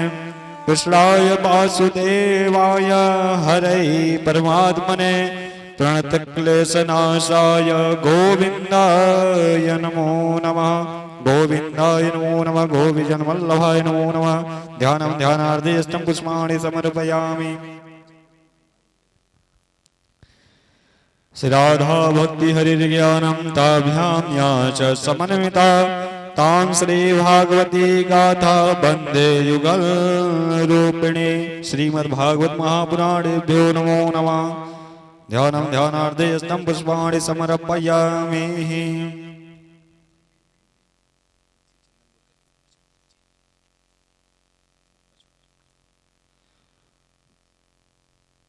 ओम चंद्रम महद्मूणं पवित्रं पावनासनं भावदामर्ध्य नित्यं लक्ष्मीदेशर्दु सर्वदा माल्यादेनि सुगन्धेनि माल्यादेनि वैभ्रहो मया हि दानपुष्पाणि पूजार्थं प्रति गृह्णन्तामः।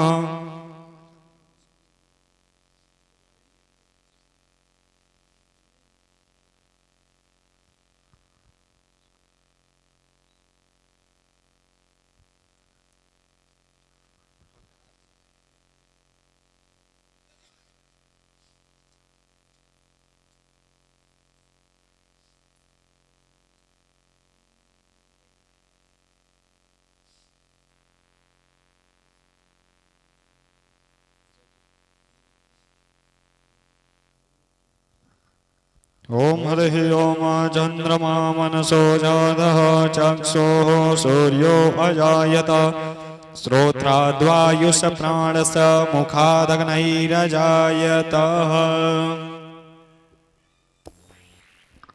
आप सभी श्रोता भगवान अपने स्थान पे खड़े हो जाएं, ठाकुर जी की आरती।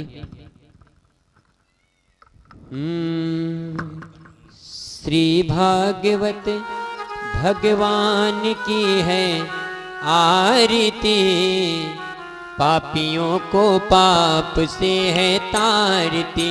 श्री भागवत भगवान की है आरती, पापियों को पाप से है तारती। पापियों को पाप से, पापियों को पाप से, पापियों को पाप से, पापियों को पाप से। श्री भागवत भगवान की है आरती, पापियों को पाप से है तारती। श्री भागवत भगवान की है आरती, पापियों को पाप। ये मधुर बोल जग पंथ खोल, सन्मार्ग बताने वाला, बिगड़ी को बनाने वाला। ये मधुर बोल जग पंथ खोल, सन्मार्ग बताने वाला, बिगड़ी को बनाने वाला, बिगड़ी को बनाने वाला, बिगड़ी को बनाने वाला। श्री राम यही घनश्याम यही, श्री राम यही घनश्याम यही, प्रभु की महिमा की आरती, पापियों को पाप से है तारती। श्री भागवत भगवान की है आरती, पापियों को पाप से है तारती। पापियों को पाप से, पापियों को पाप से, पापियों को पाप से, पापियों को पाप से। श्री भागवत भगवान की है आरती, पापियों को पाप से है तारती। श्री भागवत भगवान की है आरती, पापियों को पाप से है तारती।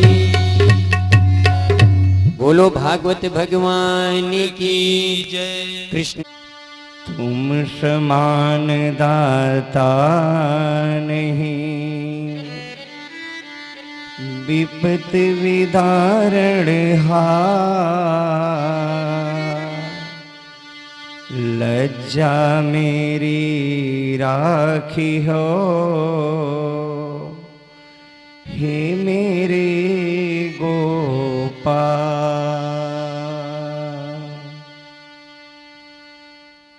जय जय जय हनुमान गोसाई, कृपा करहूँ गुरुदेव की नाई। हे हनुमंत अनंत उदार, हमारी कहानी प्रभु को सुना दो। हमारी कहानी प्रभु को सुना दो, हमारी कहानी प्रभु को सुना दो। जीवन में वह भाव जगा, प्रभु नाम की डोर हमें भी थमा दो। प्रभु नाम की डोर हमें भी थमा दो, प्रभु नाम की डोर हमें भी थमा दो। आप ही त्याग दिए महावीर, अपनाएगा कौन यह तो बतला दो। अपनाएगा कौन यह तो बतला दो, अपनाएगा कौन यह तो बतला दो। मेरे तो आप ही हो बजरंगी, भग भगवंत कथा रस पान करा दो, भगवंत कथा रस पान करा दो, भगवंत कथा रस पान करा दो। श्री हनुमान जी महाराज की जय हो, भागवत महापुराण की जय हो, सुखदेव जी महाराज की जय हो, भगवती गंगा की जय हो, सत्य सनातन धर्म की जय हो, स्थान देव की जय हो, जय जय श्री राधे नमः पार्वती पते हर हर महादेव।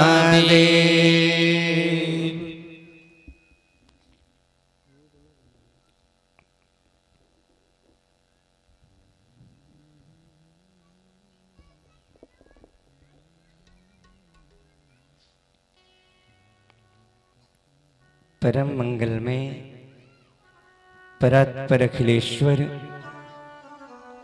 अकारण करुणा वरुणालय भक्तवांछा कल्पतरु तड़ियुद्युत विनिंदित पीतांबरधारी बालकृष्णलाल आपकी वांग में प्रतिस्वरूपा श्रीमद् भागवत भगवान को बारंबार प्रणाम। सुरेश्वर अखिलेश्वर दिनेश्वर जगदीश्वर सच्चिदानंद घन परमात्मा श्री लड्डू गोपाल के चरणों में बारंबार नमन वंदन। पूजित प्रतिष्ठित आवाहित देवी देवताओं को नमन।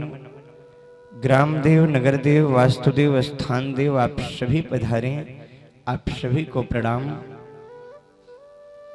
प्रातः स्मरणीय परम वंदनीय पूज्यपाद सद्गुरुदेव महाराज, पूज्यपाद श्री बाबा जी महाराज अपना वरदहस्त बनाए रहें। मुख्य श्रोता अनंत बलवंत हनुमंत लाल, भूत भावन भोले बाबा आपको बारंबार नमन वंदन प्रणाम।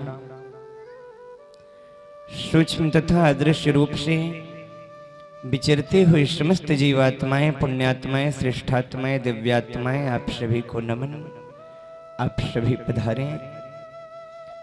गंगा आदि पवित्र नदियां, चत्वारवेद, अष्टादश पुराण आप सभी का आवाहन। कथा पांडाल में उपस्थित समस्त भक्त समाज आपके हृदय में बैठे परम प्रभु सीताराम राधे श्याम भगवान को बारंबार प्रणाम। सिया राम में सब जग जाने, करहु प्रणाम जोर जुग पाने। इस पावन भाव के साथ आप सभी को प्रणाम।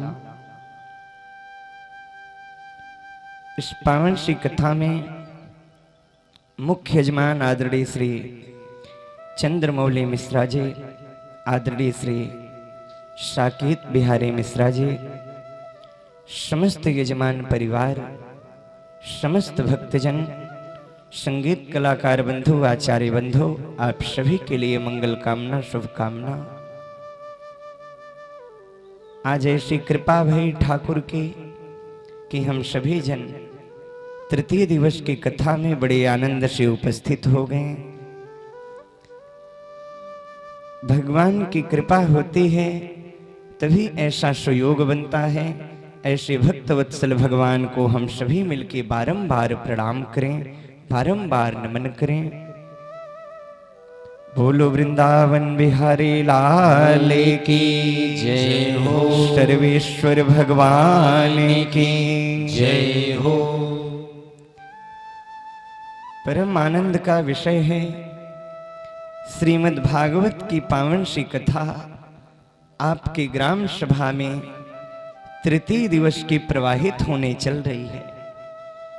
समस्त ग्रामवासी जो अभी तक नहीं आए, आप सभी अतिशीघ्र अविलंब पांडाल में आए। लोग कहते हैं कि पांडाल में चल के कथा क्यों सुने, माइक के माध्यम से तो आवाज हमें यहीं सुनाई दे रही है।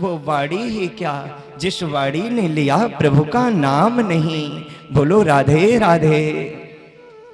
इस कलिकाल में जितना बोलोगे उतना फल है। क्यों? क्योंकि कलयुग केवल नाम आधारा, सुमिर सुमिर नर उतरहि पारा। जब तक रहे जिंदगानी भगवान का नाम लेते रहिए, नाम जपते रहिए, काम करते रहिए। भगवान के नाम में बड़ा आनंद है। तुलसी अपने राम को रीझ भजो या खीज, खेत पड़े पे जामियों उल्टो से धो बीज। जब किसान बीज को डालता है वो ये नहीं देखता कि बीज उल्टा जा रहा है कि सीधा, परंतु फसल उसे सुंदर मिल जाती है।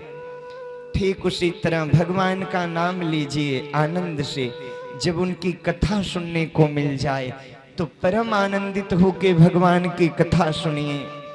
भक्ति के अलग अलग प्रकार हैं। अगर श्रीमद् भागवत के किसी प्रवक्ता से पूछिए भक्ति कितनी है तो वो कहेंगे 9। आप कहोगे कौन कौन? तो भागवत कथा वाचक कहेंगे श्रवणम कीर्तनम विष्णु स्मरणम पाद सेवनम अर्चनम वंदनम दास्यम सख्य आत्मनिवेदनम। पहली भक्ति भगवान की कथा सुनी जाए। जब सुनने को मिले तो उसी में भगवान का कीर्तन भी किया जाए और कीर्तन में ताली बजाया जाए। क्या बजाया जाए? ताली। ताली बजाने से क्या होता है? आयुर्वेद में लिखा है हमारे शरीर का केंद्र बिंदु हाथों की नसों में होता है, हथेली की। तो अगर हम ताली बजाते हैं, दोनों हाथों का अगर घर्षण हो रहा है, आयुर्वेद में लिखा है आप प्रातः कालीन जगिए तो सबसे पहले क्या करिए? अपने हाथ को एक दूसरे से रगड़िए। कब तक रगड़ें? बोले जब तक हथेली गर्म ना हो जाए, और जब गर्म हो तो उसे फिर अपने नेत्रों पर लगाइए। एक सकारात्मक ऊर्जा आपके अंदर आएगी। तो हाथों को रगड़ने से, दोनों का घर्षण करने से, ताली बजाने से तमाम रोग ठीक हो जाते हैं। इसलिए ताली बजाना चाहिए। यह वैज्ञानिक कारण है। और आध्यात्मिक कारण क्या है? जो बार बार कहा जाता है ना ताली बजाइए ताली बजाइए, तो कारण क्या है? बोले राम कथा सुंदर करे तारी, संशय विहग उड़ावन हारी।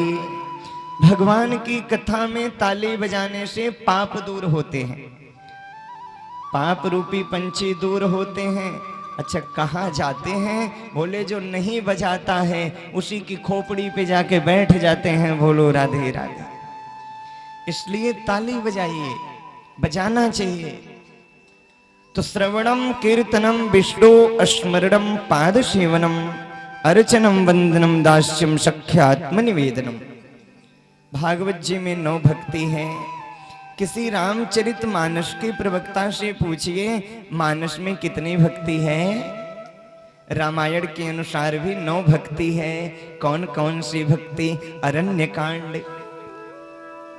जब मेरे राम माता सबरी से मिलते हैं, सबरी कैसी है? सबरी उसकी जाति का पता नहीं है, जाति भीलनी है, उसके नाम का पता नहीं है। सबरी का वास्तविक नाम क्या है किसी को नहीं पता, लिखा ही नहीं है। फिर सबरी क्यों कहते हैं? बोले सबर जाति में उत्पन्न भई इसलिए सबरी नाम पड़ गया। भीलनी है, भील कन्या है, इसलिए भीलनी कहा जाता है। माता सबरी के नाम का तो नहीं पता है, परंतु माता सबरी के नाम से मेरे राम का पता हो जाता है। प्यारे मेरे राम का पता हो जाता है। माता सबरी में क्या था? मैं प्रायः कहता हूं हमारे पास धैर्य नहीं है, पर माता सबरी के पास धैर्य था। गुरु मतंग ने कह दिया बेटी तू चिंता मत कर, तू अपनी कुटिया में बैठी रहे, यही तुझे राम दर्शन देने आएंगे। सबरी पूर्व जन्म में महारानी थी, तो एक समय तीर्थ यात्रा में गई, तो तीर्थ यात्रा में साधु संतों का सत्संग हो रहा था। महारानी मन में सोची मैं भी जाऊं सत्संग में, पर राज समाज की मर्यादा नहीं थी कि महारानी सत्संग में जाके बैठे। उस समय महारानी ने मन में विचार किया, ऐसे धन का क्या लाभ, ऐसे यश प्रतिष्ठा का क्या लाभ जो मुझे भगवान के सत्संग से दूर कर दे। रात में महारानी गंगा जी के पावन जल में गई और प्राणांत कर ली, आत्महत्या कर ली। और मरते समय उन्होंने मांगा कि मुझे नीच से नीच जाति में जन्म दे देना, पर मुझे भक्ति दे देना। और वही महारानी अगले जन्म में भील कन्या हुई। जब शबरी का विवाह हो रहा था तो पशु पक्षी को पकड़े जा रहे थे, सब पिंजड़े में बंद किए जा रहे थे पक्षियों को।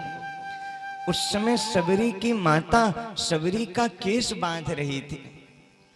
शबरी ने अपने माँ से कहा, माँ ये पंछियों को क्यों पकड़ा जा रहा है?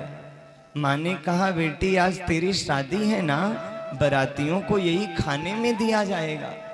माँ मेरे शादी में पंछियों का मांस दिया जाएगा। छोड़ छोड़ माता, मैं केस ना कढ़ाऊंगी, मुझे छोड़। शबरी उठ के गई और पिंजड़े को खोल दे, सारे पंछी आजाद हो गए। और पंछियों ने आशीर्वाद दिया, जा शबरी, जैसे तूने मुझे आजाद किया है, तूने मुझे मुक्त किया है, ऐसे तुझे राम मुक्त कर देंगे, तुझे राम आजाद कर देंगे। शबरी ने सब छोड़ दिया। अब साधु संतों के आश्रम में जाके सेवा करती, छुप करके करती। क्यों? क्योंकि भील जाति में है, कोई महात्मा स्वीकार नहीं करता, कोई उसका छुआ हुआ बर्तन भी प्रयोग नहीं करता। रात के समय में जाती और चुपके से सेवा करके चली आती। एक जमाना था सेवा दिखाई देती थी पर सेवक नहीं दिखाई देता। आज जमाना है सेवक दिखाई देता है पर सेवा दिखाई नहीं देती। मतंग मुनि ने सोचा कौन आश्रम में आके सेवा करता है। एक दिन एक ब्रह्मचारी जग रहा था और जैसे शबरी रात में सेवा करने गई, उस ब्रह्मचारी ने शबरी का हाथ पकड़ लिया।